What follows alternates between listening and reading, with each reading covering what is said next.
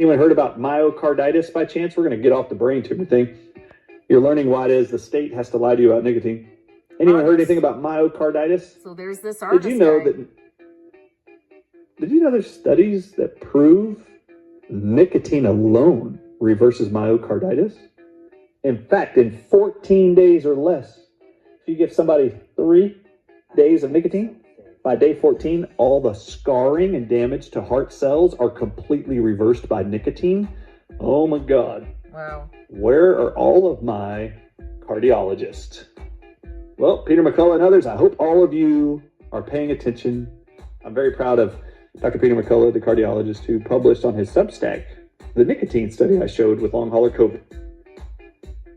Did you know that HIV has a spike protein that actually does the same thing? It targets nicotine receptors. And did you know nicotine protects you from having HIV and AIDS?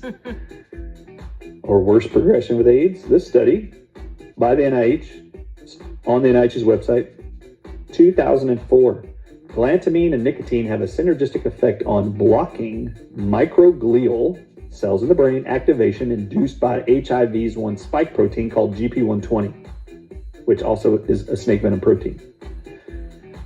Abstract. This is what they are studying here. HIV and nicotine. Chronic brain inflammation is the common final pathway in the majority of neurodegenerative brain diseases, and central to this phenomenon is the immune system's activation of brain mononuclear phagocyte cells called microglia.